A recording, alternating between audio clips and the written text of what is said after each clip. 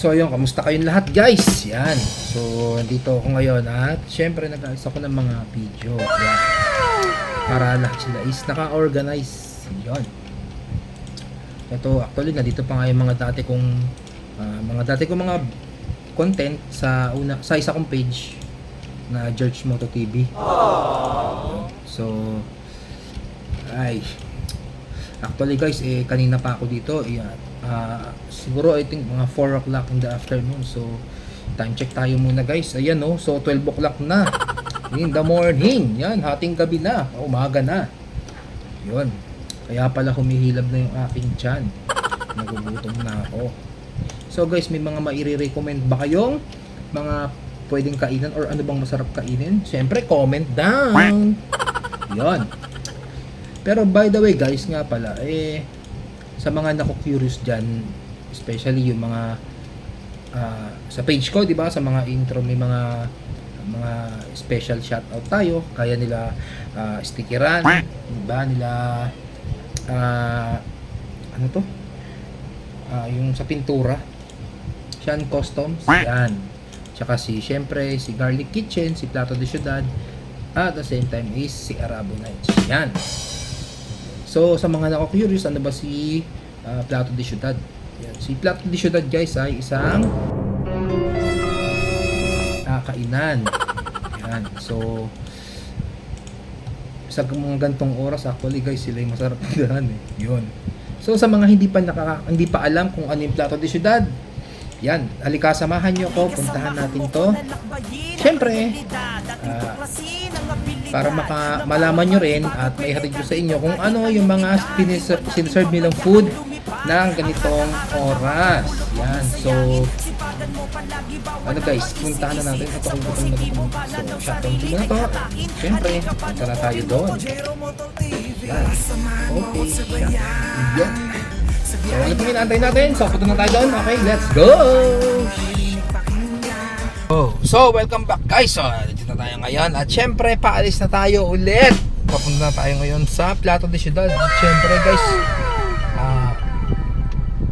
hindi magpapahuli sa lahat. Syempre, ang aking anak, ayun o. Ayun o. Yan. Alam niyo naman, payat din no? Wala rin kayo ligil kumain yan. Yun.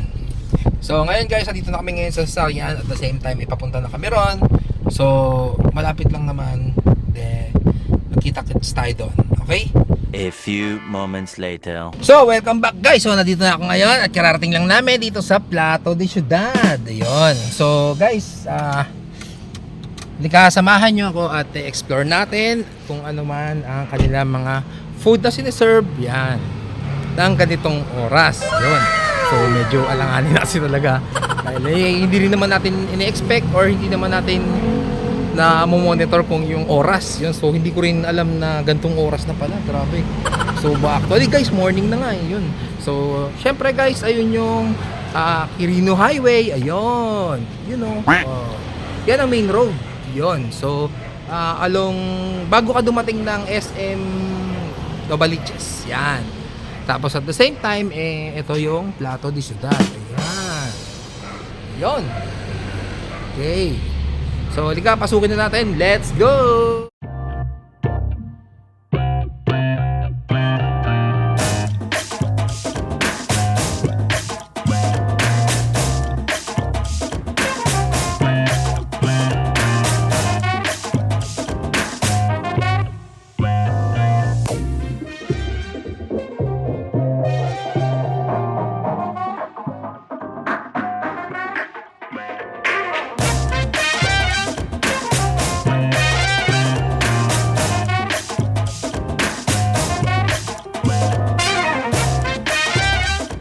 So, welcome back guys. Yan, no? Halika, pasukin natin ang Plato de Ciudad.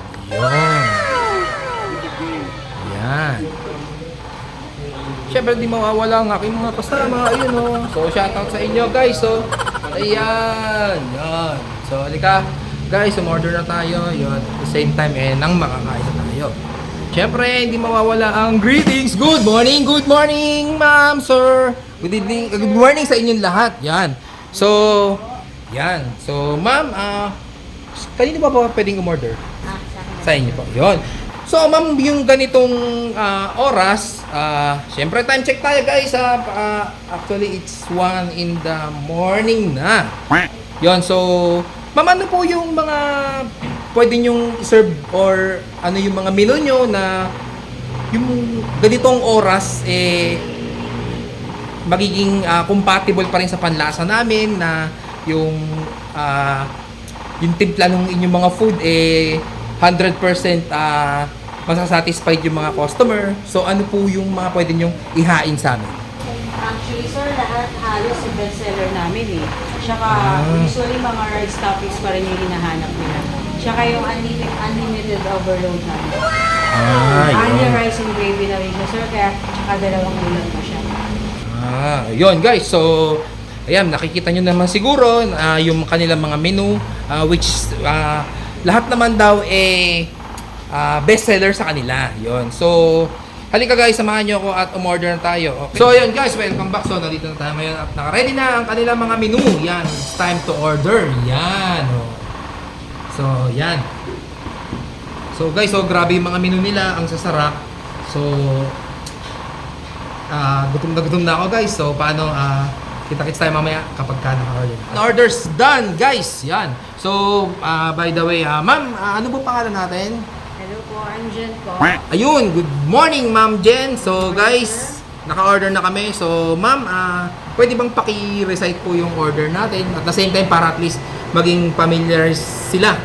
Yan, para at least alam na nila kung ano yung tawag doon pagpunta nila rito. Ang order niyo, sir, with order ko lang po is kare-kare na may chicharong bulaklak. Good of Rizal po. Isang pad thai, isang pork chop silog, beef rendang a la carte, dinakdakan, pares with rice and carbonara, sir. Yun, so, additional pa po ba? so guys, ang konti, no? Parang, actually guys, tingnan mo, ilan lang kami, no? Apat lang kami. So, parang piyesta ata yung in-order natin. Yan, so ma'am, okay na po yan. Sobra-sobra na po. So, thank you very much. Yan, sa pag-assist yun. Guys, napaka-approachable nila. Sobrang maasikaso sila. Kaya, highly recommended ko sila. So guys, andito na yung order natin. Ayan na siya. Let's go! Wow! Pares lechong kawali po siya with chicharong bulaklak, unlimited rice and soup na rin po. Okay, ano yung sabaw? Pares, sir. Okay. Hindi siya yung nakala ko kanina parang maasim yung Ayun po. kasi may mga lumulok na sibuyas eh. Tapos mga fishball, lumulok na sibuyas, maasim yung sausawan. Yun guys. Mag-refill na ba, sir? Okay, so orders complete na ba? Yes, sir. Yun, so guys, syempre bago tayo magsimula, bigyan muna natin na isang montage!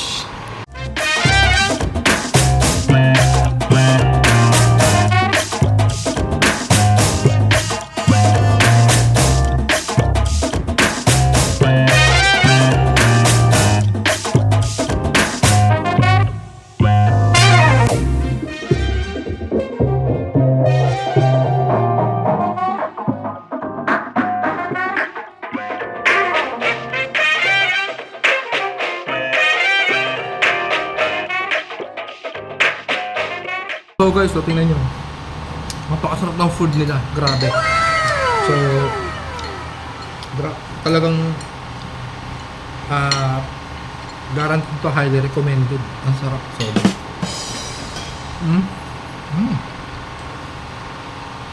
imagine, pinagsabay-sabay nila. In one order, nandun na yung chicharong bulaklak. Parang hindi ko lang tawag dito, parang siguro parang pork chop, slice of pork chop, ganyan. Then meron silang egg. At the same time, meron siyang asado pork on top. Ayun. So, talagang sulit na sulit. Masarap talaga, grabe. Ito ay lalabang ko sa inyo ng money back kapag hindi kayo satisfied.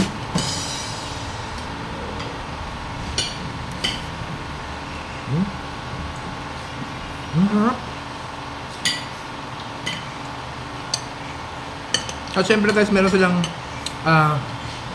bagong menu. Yun. Ito yung ano tawag ito? Ano boss? Pares.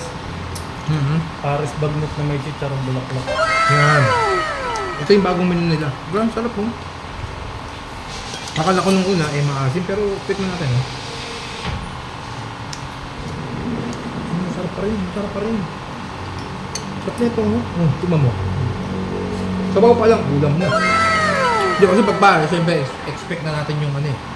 Nandun kagad yung taste ng pag matamis na. Quality. Ha? Quality to. Di ba guys? Ang sarap. Panalo. At siyempre kagaling, titikman natin yung food na galing pa sa, bumiyay pa ng malayo ito, galing pa ng Marawi. Ayan.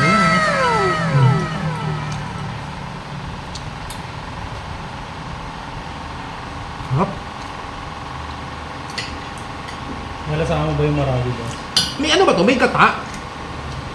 Ako. Oo, nalasahan ko nga eh. Ang sarap po.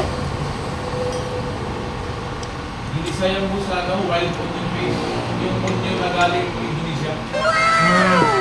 Pero bakit Marawi? Yan ba yung specialty ng Marawi? Nabibili rin yung onion na yun sa Marawi rin. Ah. Pero yung binili namin yung ingredients niya sa Quiapo pa. Akala ko, yan yung parang, di ba sa Bicol, pag sinabing Bicol, parang Bicol Express, di ba?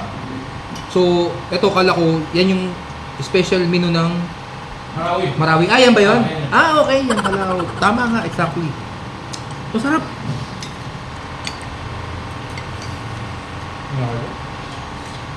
Mm-hmm.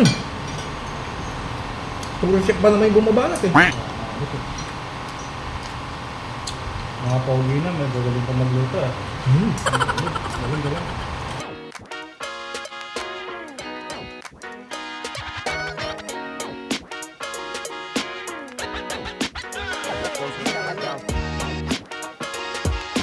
So yun, welcome back guys. So napakasarap ng food nila. Grabe.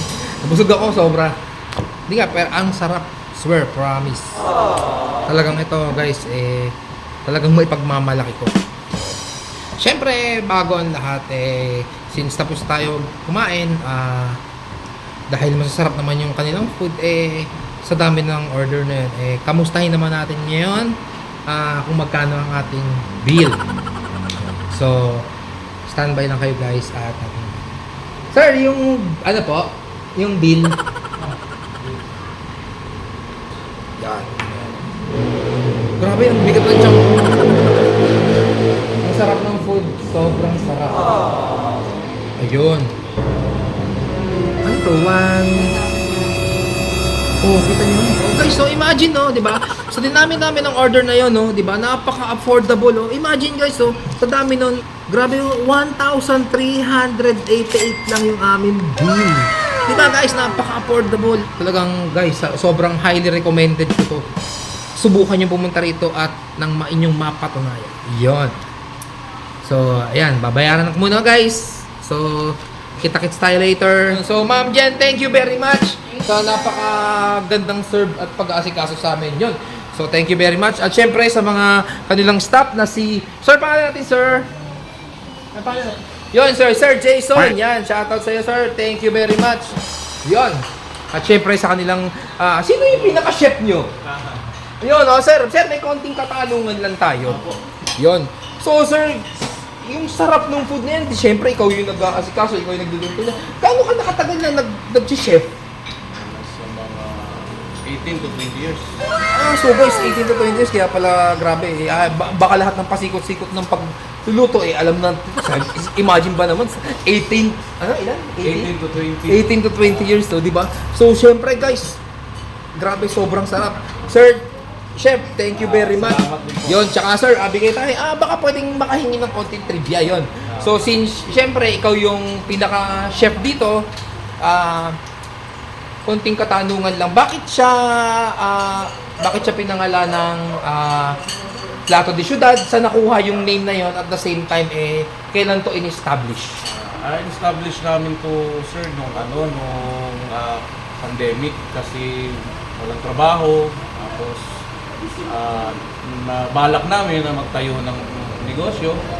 Pero, kaya namin siya tinawag na Plato de Ciudad kasi ang balak talaga namin dito sa restaurant na to is parang siyang one-stop shop. So lahat ng cravings ng tao nandito na. Kumbaga, meron kami pares, meron kami mga... Pero sir, ganito, diba since establish nyo nga to is pandemic, so usually diba nung pandemic is Buti kahit pa paano may customer, di ba lockdown no? Opo, sobrang madugo po kasi hindi kami makapag-dine in ng mga tao kasi puro take out lang po. Okay. So, yun guys. Sa mga nagtatanong bakit sila nag-opening ng pandemic which is lockdown. So, yan. Wala kasi Bukas naman pagkitaan. sila, kaya lang for delivery. Walang dine-in, no? Opo. Kasi bawal Opo. Yun. Tsaka, syempre sir, last question. Opo. Yun, syempre yan, ganito, lahat ng mga cravings nila, lahat ng cravings namin, kumbaga, sabi mo nga, one-stop shop, kumbaga, nandito na lahat. So, di ba minsan ba yung ganitong 24, halos, actually sir, hanggang 3 o'clock kayo, di ba? Opo. So, yung ganitong oras, di ba usually, iba, buti wala kayong mga na-encounter na mga customer na mga minsan, lasing. Meron din po, meron din. Pero wala naman po wala naman po makukulit. Yun. Trip lang po talaga sila. Yun guys. So, alam nyo na. So, napaka-safe ng lugar nila. At the same time is, malapit siya sa highway. So, napakadali ng access papunta rito. Yun. Especially sa mga taga Novaliches. Ayan. Sir, muli, thank you very much. Yun. So, Abangan guys. nila, sir, yung mga bagong ilalabas pa namin menu. Yun. So guys, abangan yan at babalik tayo rito para tikman lahat ng mga bago nilang ilalabas. Yun. Sir, nga pala sa mga nagtatanong natin mga followers, saan siya located at the same time, meron ba kayong page? Meron po, Plato de Ciudad po. Search nyo lang po sa Facebook.